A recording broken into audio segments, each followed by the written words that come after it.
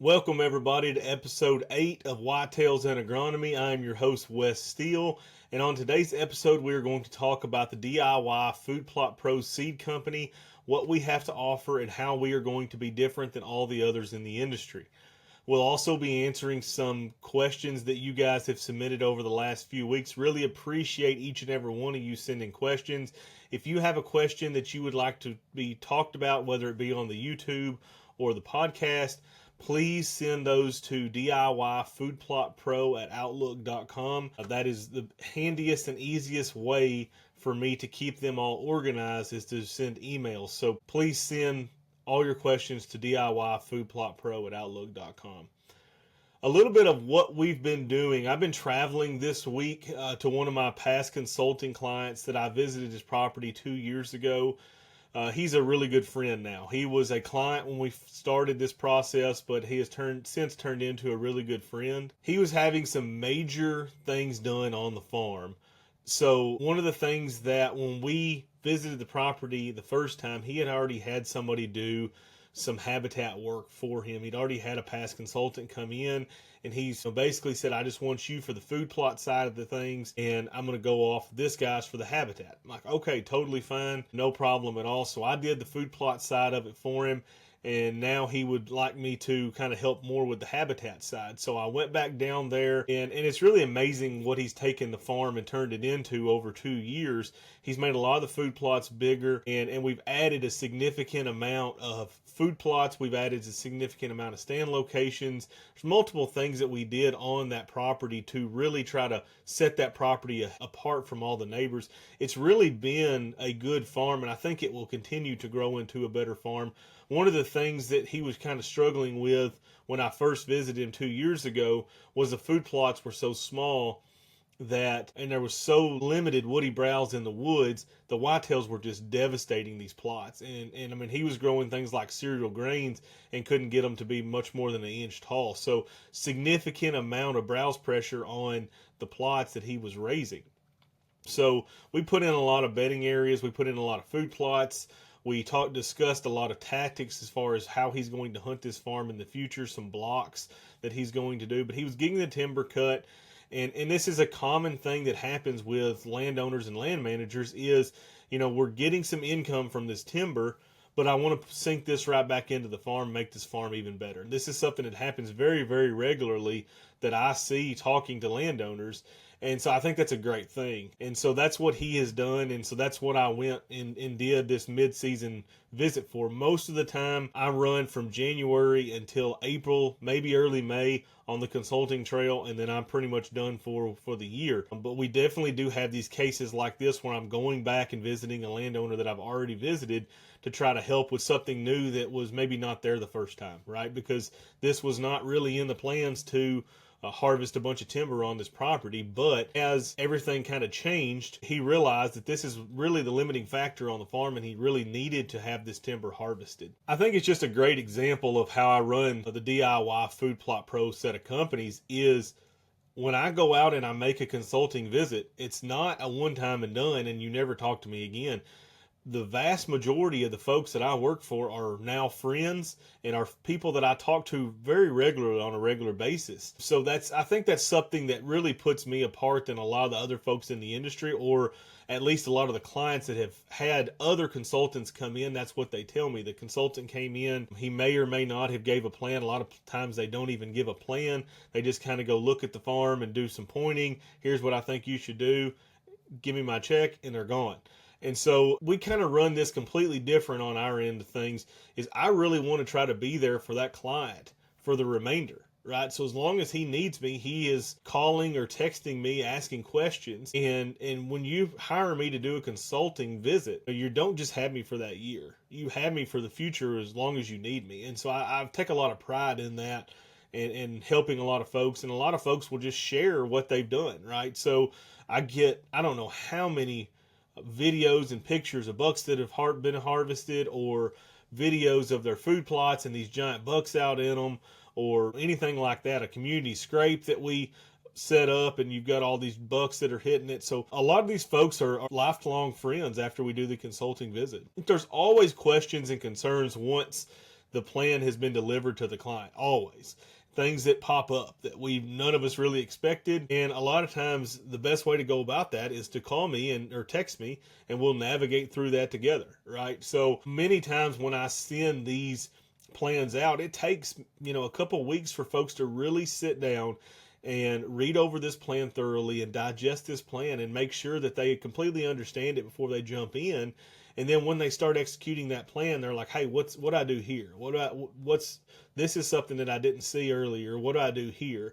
And so I'm glad to be there for those consulting clients that I have, and really, really helps them out, and that's exactly how I want to run the business. Let's talk about the DIY Food Plot Pro Seed Company. I've been asked so many times over the years by folks, Wes, why don't you start up your own seed company? You are very informative on YouTube. You show us how to plant these things. Why don't you sell them as well? And my answer's always been the exact same. Until I can bring something new to this market, I have no interest in diving into this market. So let me kind of clarify on this. The vast majority of food plot seed companies are selling the exact same thing, right? They're buying them from somebody and they are reselling them to you. That's generally how this works. There's a very few amount of companies that actually have their own seed that they sell that not everybody else gets to sell. And so I was not going to jump into the rat race of getting into the seed companies and trying to sell seed when I'm selling the exact same seed that everybody else is selling. So, I wanted something different. I wanted something that would truly positively impact food plotters before I jumped into this market.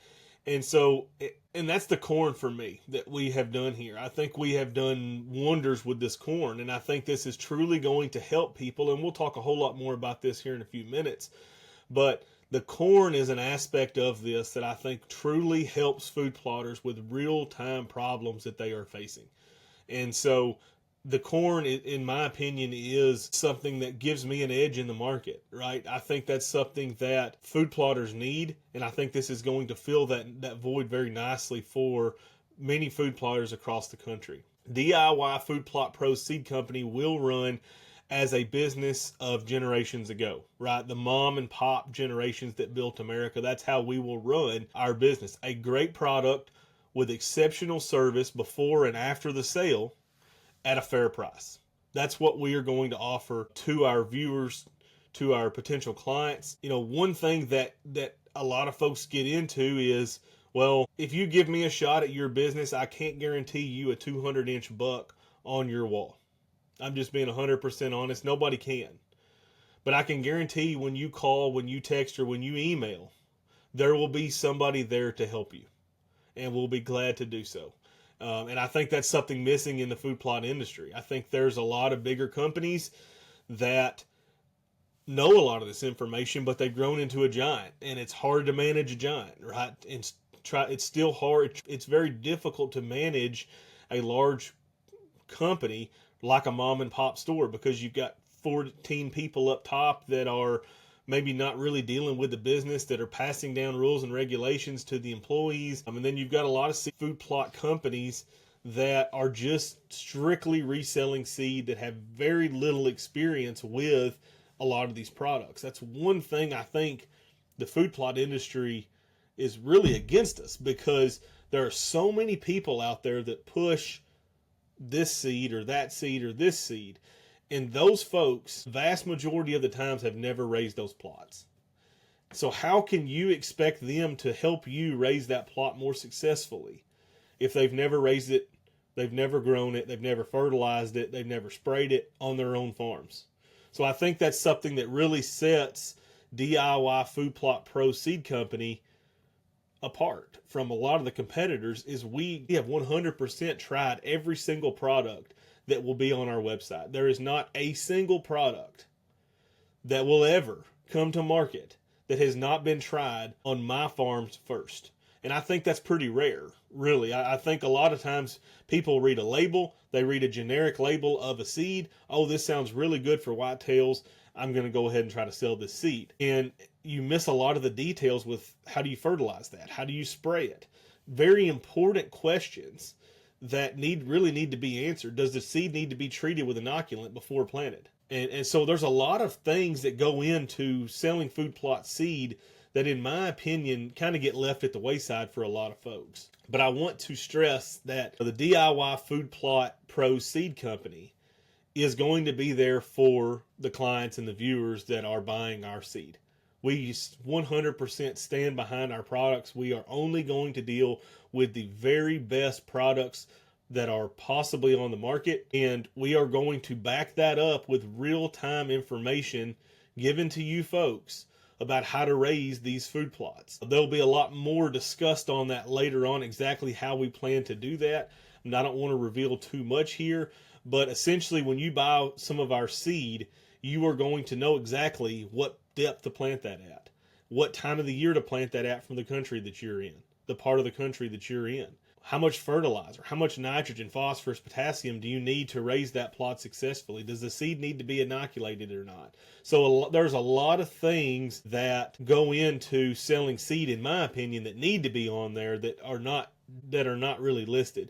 A lot of times you flip the back of the seed over and you see the label and you see all this junk and crap that is in a label that's not really benefiting your whitetails, but it makes the product cheaper to produce. We will not do a single bit of that.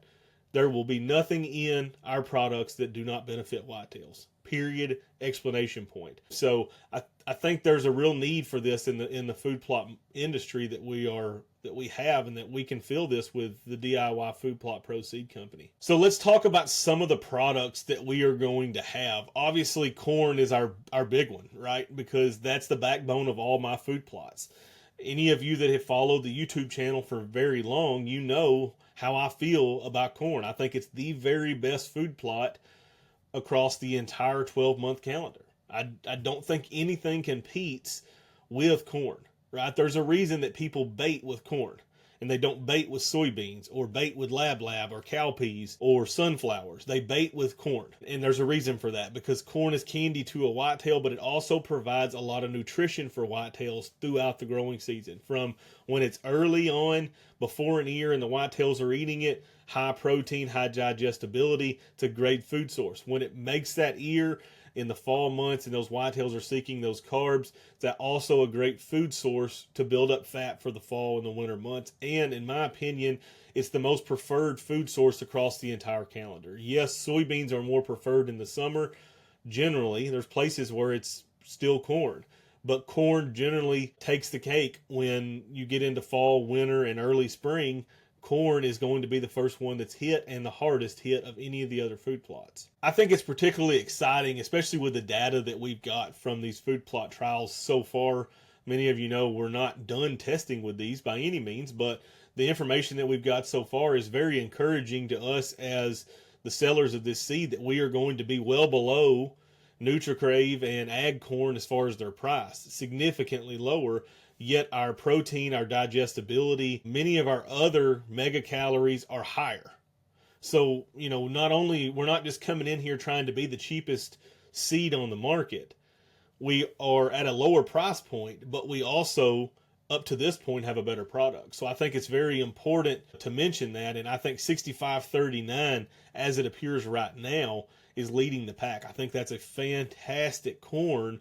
It's a 115-day corn. It's highly digestible, highly preferred by whitetails, at least up until this point in our data, points to all those things. Really good product to raise in maybe a larger food plot, right? Something acre and a half or larger with high deer densities. You can get away with smaller plots in lower deer densities, but higher deer densities, I generally like to start about that acre and a half range. So, and then we also have a product, our DIY tiller, and that's going to be a product for smaller fields. And I think this is game changer for food plots. How many folks want to raise corn food plots but don't have a big enough piece of land to do it? And so this really helps out those folks, because as one plant turns into 5 or 6 plants, this really helps with overbrowsing, right? So if the whitetails eat 2 or 3 of them, there's still 2 or 3 or 4 plants on that plant that are going to produce an ear. So I think it's very important, and it fills a void for a lot of folks in food plotting. We've all seen those food plots where you plant a half acre, 3/4 acre, or 1 acre, and the deer just wipe it out. And this is going to give a lot more tonnage per acre and a lot more chances of that corn to be successful. So really excited about these 2 or 3 products that we have coming to market on the corn side. The tillering corn is 105-day corn. It's not going to stand as well as some of the other corns. I think I want to be 100% upfront and honest about that. I would look for most of that corn to be down before the spring rolls around. So many folks are going to ask about this, and they're going to say, why are you selling something that's going to fall over? And so I want to explain this in the most truthful and honest way that I possibly can. It's very simple in my eyes when I look at the food plots that I have planted over the years here on the outfit and on my farm. The corn that's standing is the last corn to be hit. No question about it. I don't think you would find anybody that would disagree. Maybe you would. It's definitely not been the case on my farm. So if you knock corn over, let's say if you take your bucket on the tractor and you just knock corn over to make you a shooting lane, deer will 100% hit that harder and faster than they will the standing corn. I don't know why, but that is 100% the case. If you walk into any of my food plots, and generally I have shooting lanes through all these plots that I have knocked down, generally not bush hogged, I just typically just knock them down. So the ear is still there, still viable, it's just laying there on the ground. If you walk into any of my food plots in the spring and you say, Wes, where is the most likely place going to be that we have any corn left over? I will bet anything under the sun it's the corn that's standing up. There will be 0 corn left on the ground. I guarantee it. The corn standing up is always the last to be hit. Like I said, I don't know why that is, but that is not something that I've just seen once or twice over the years. I have seen that literally tons and tons and tons of times, to where the corn that's on the ground is much more preferred than the corn that's standing. Another thing that I think it's important to mention, when we talk about soybeans and we talk about laying them over on the ground, a lot of times those soybeans will rot. Well, corn typically doesn't rot as long as it's still hooked on to that ear, to that cob. That cob will be able to get rid of moisture. It will be able to pick moisture up and get rid of it as so long as it's hooked onto that cob. So a lot of folks think, well, when that corn gets knocked over, it's going to ruin. Most of the time, that's not the case, because that cob is still there. It will remain viable. The problem that you get into when you find corn that's spoiling or ruining, typically high temperatures, high moisture, and you've shattered the corn seed into that field. So it gets wet, it gets good and moist, it gets hot, it starts trying to germinate up, or it just goes rotten. Where very, very, very rarely do you see a ear of corn laying on the ground that is rotten. And it's because it's still hooked to that cob, then it can move moisture throughout that cob to get rid of the moisture or add more to it, whatever it needs to do that time of the year. Tillering corn will not stand well. It's just not going to, and that's okay for what I'm doing. This is not one of those things where I looked at this and said, oh, well, this is the corn that I want. This is a problem that we have. This is something that I pursued. I wanted a corn that would stand there, 6539. But I also wanted a plant that would fall over, because for me, one of the biggest pains of dealing with corn in the springtime is the corn that's left there. I've been very vocal about that on YouTube. It's always the corn that's standing, and what I always have to do is end up having to go in there and disc it or knock it over, and then it starts trying to germ up at that point, and you trying to spray. If it's Roundup ready, that's a nightmare. So there's a lot of different issues with that. I want my corn by March or April to all be falling over, to all be consumed by the whitetails, where I can just go in with my planter, I can spray it before, go in with my planter, and then I can just plant my corn again. Okay, I don't want a bunch of leftover seed on that field. We're also going to have the non-tillering corn, as it was in our trials as well. It did some really good things in our trials. Overall, didn't do as well as the tillering or the 6539, but I think it's still going to be a solid corn for us. It is a 110-day corn. So we've got 105, 110, and 115-day corn. That covers the entire United States, in my opinion. The 105 is going to be for you guys up north. The 110 is going to be for maybe the guys in the Midwest, and the 115 will basically cover all of that except for the north. So I've got some spring mixes that will be available next spring. I'm not going to talk a significant about them today, because I know I have a lot of competitors that are watching this channel. I actually have some that reach out every once in a while and talk to me and ask me questions and things. So I'm not going to discuss a whole lot about my mixtures, but as talked about before, one thing you can guarantee is this product will be tried and true on my farm before it ever gets out to you. I know how to raise it. I know how to spray it. I know how to manage it and to fertilize it, and I can pass that information along to you as well to give you more successful plots. Let's get to our questions. Question 1, when is the ideal time to plant turnips, radishes, and winter wheat? So for bulb production for brassicas, which turnips and radishes, things like that, we are generally looking at 75 to 90 days before a frost. Okay, so that's what we're looking for to get the bulb production. Now, if you don't care about the bulb production, you can plant the turnips, the radishes, and the wheat together. But if you care about the bulb production, the winter wheat is planted at a different time. Okay, that's not planted at the same time if you want the bulb production. I plant some both ways. I generally lean more towards the bulb production than I do just planting it with the cereal grains. Just because all you have is a little bit of leafy matter on the top, and that's essentially all that you're going to get. You don't have time to get a lot of the bulbs that you're going to get when you plant that 75 to 90 days before a frost. So let's assume that you do not want bulb production. You are just trying to interseed all this. You're just trying to seed all this together. So generally what I look for is trying to plant 2 to 3 weeks before you want to start hunting, or about the same time, maybe a little bit before than your first frost. So there's a lot of folks down south that may not get a frost until late December. So I think it's very important to mention that there's 2 little criterias that I look for in that. 2 to 3 weeks before you want to start hunting is a pretty big one, because that's when you see the young tender growth, the maximum amount of pull for those whitetails. And so in my area, our average first frost is October 27th.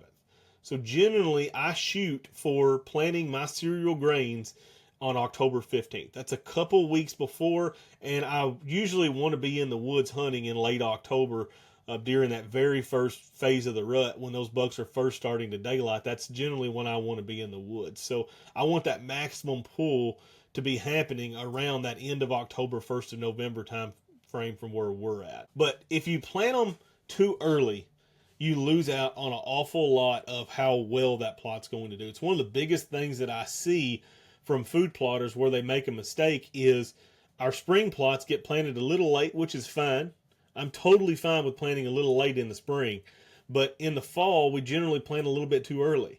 And so what I try to tell folks is to take your time and be patient on planting these fall plots, and make sure that you're planting them in the time frame that are most beneficial to you.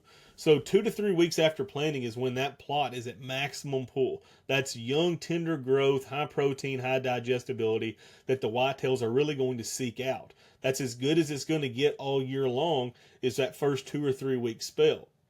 So do not plant your turnips and your radishes and your cereal rye and your winter wheat and your oats all at the same time if you're trying to get bulb production. Because what's going to happen is your oats, your cereal rye, your winter wheat are going to get gigantic. They're going to get stemmy. They're going to get very tough to digest. Protein levels are going to drop. It's going to be a lot of things that are not beneficial to you or your whitetails. It's going to lose a lot of the pull that it's got if you plant those too early. So generally we're trying to plant those around the first frost or maybe just a little bit earlier. Okay, they'll continue to grow through the winter. Oats, cereal rye, winter wheat will continue to grow throughout the winter, and they will seed out the following spring. Now if you're way up north, a lot of times the oats will a winter kill, cereal rye will not nearly as bad. So I would suggest cereal rye if you're up north. If you are Kentucky or further south, I would recommend cereal rye and oats be together. Question number 2. I've got a soybean food plot that has grown well this summer. I've heard you talk about mixing more than one food plot into a plot. How do I do this with my no-till drill? This is a great question, and I think it's very relevant to the time frame that we're at. There's a lot of folks that are getting ready to plant things into their, spring or summer mixtures. You don't do this with a no-till drill. It's one of the biggest mistakes, probably one of my biggest pet peeves that I see folks do, is they go in and they spend all this time and money and effort in the spring and summer trying to raise these plots and trying to keep whitetails off of them. and then they come in September with their no-till drill and they knock every bit of it down. A no-till drill is generally set on 7.5-inch rows, which, mind you, is the same as a disc, right? So very few plants are going to be left standing if you run your no-through drill through your standing soybeans, your standing corn, your milo, anything like that we're overseeding into. Very few of those plants are going to be left. So I think that we missed the boat there, and I think that is a time when the no-till drill needs to stay. The no-till drill needs to stay in the shed for the fall. When we're trying to interseed into a standing plot, that no-till drill needs to stay in the shed. The way I see it is you worked your butt off all summer raising these plots, and then you just went in and destroyed it, especially when a lot of times it's still going, right? There's a lot of times these soybeans, lab cowpeas are still going, still putting on a lot of high protein, and then you run through with your no-till drill and just completely demolish them. And so you're really not doing yourself any justice by cutting that off and killing those plants this time of the year. I would much rather see those plants continue to grow and then to interseed or broadcast over the top of those plots down into that canopy. So what will happen is these seeds will germ up down in there, and they're not really getting a lot of sunlight, and they're just going to kind of sit there. They're not going to get a whole lot of growth because they're not getting that sunlight. As those beans and milo and things like that begin to turn, they start dropping leaves, and all of a sudden now these plants that are sitting down here at the bottom get all kinds of sunlight and they can explode up. So it's something that we've used in commercial ag production for many, many years. You'll see airplanes actually flying on cover crop seed to soybeans right before they're about to turn. So essentially the seed gets dropped, the leaves start falling off, and creates great seed to soil contact. As these leaves fall right on top of these seeds, you get some rain and this will germ up, and as those beans finish and they turn completely brown, now all of a sudden you have a good cover crop growing underneath there 2 or 3 weeks earlier than what you otherwise would have been. The whole key to this entire thing is good rain. That's 100% key in broadcasting into standing corn, standing soybeans, milo, anything like that. So if you're in a terrible drought and you got a 30% chance of rain, it's not a great time to go out there and try to broadcast a bunch of seeds on top of the ground out here in your milo, your corn, or your soybeans. Ideally, you're looking for a good front that's coming in, that's going to bring 2 or 3 days of good showers, whether that's light, moderate, heavy, doesn't really make any difference. You're just looking for a good moist environment to swell that seed and give that seed enough time to get its root in the ground before it starts trying to dry out. The days where you're going to get 2 to 3 days of light rain are just perfect. Those are absolutely ideal. Generally, you have a lot of cloud cover. You don't have a significant amount of heat that's trying to dry that soil back out. Those seeds will stay viable on top of the ground for a long period of time, so long as they don't get a 2 or 3 tenths rain. It germs them up, and then all of a sudden it goes back to dry. That's the worst case scenario for those type of environments. You want those seed to either stay dry or to get enough moisture to be able to germ up. I always recommend bumping that rate up when we're broadcasting, just because that is not going to be the most ideal conditions for germination, right? We're not putting it down there with a no-till drill or disking it in and giving perfect seed to soil contact. Turkeys are going to get some. There's a lot of things, maybe birds might get some. There's a lot of things that are kind of going against that. So I always recommend bumping that seed population up a little bit for that reason. Question number 3, I'm having problems with pigweeds in my food plots. Is there anything I could spray to kill them? We really need to know a whole lot more about the pigweeds and really the situation in general before we can really answer this. I'm going to go ahead and make some assumptions here that these are Roundup resistant pigweeds. We also really need to know what size they are, because once they get over about 12 inches tall, you are not going to kill them with anything that I've ever seen. But like I said, a lot of missing information here that I really need to know to answer it. But like I said, we're just going to assume these are Roundup resistant pigweeds. And he's struggling in some sort of legume crop, soybeans, cowpeas, lab, something like that, because you typically don't have this trouble when you are in corn or you're in clover, something like that, because you can mow it. And the corn generally canopies everything up fast enough that you don't have a lot of pigweed trouble. So once the pigweeds get about a foot tall, I don't know of anything that you can spray on to kill them. If the soybeans are traded with Enlist, with Liberty, You can try that. I don't think you'll have a whole lot of success with it because a lot of the seeds that we have out here are resistant to enlist, and they're resistant to 2,4-D, and they're resistant to Roundup. There's not a lot of chemicals that you can spray, so it depends on what your specific pigweeds are resistant to. That's what it depends on in a lot of cases. So we really need to know that before we know kind of what we can do here. In my neck of the woods, they're resistant to 2,4-D, Roundup, enlist. They're resistant to everything. You can't kill them once they get about a foot tall. The only way to kill them is to do it with your back and pull them things out the ground. That's what we do a lot. We make 2 different spells where we go through and we pull pigweeds 2 times a year. So we generally do it mid-July, and we typically do it end of August. And we just make a pass through our food plots, through our fields, and we just pull these pigweeds. Each pigweed can produce about 250,000 seeds per plant. So the worst thing that you can do is to do absolutely nothing, and you will end up with an entire field of these darn things where it's absolutely, there's no way to raise a successful food plot once you get that infestation. So the worst thing you can do is do nothing. The best thing you can do is to get out there, get your kids out there, and help, and they can pull some pigweeds and learn some really hard work ethics from a young age. That's what I do with my kids, and we get out there and we pull pigweeds. So it's not a lot of fun, but anything's a little bit fun for a kid when they first start doing it. For the first 4 or 5 hours, everything's kind of fun, but pigweeds will run its course pretty quick. I think there's a major concern in the future of food plotting with a lot of these species that are not being able to be killed. I mean, there's an awful lot of things out there that we're really struggling with.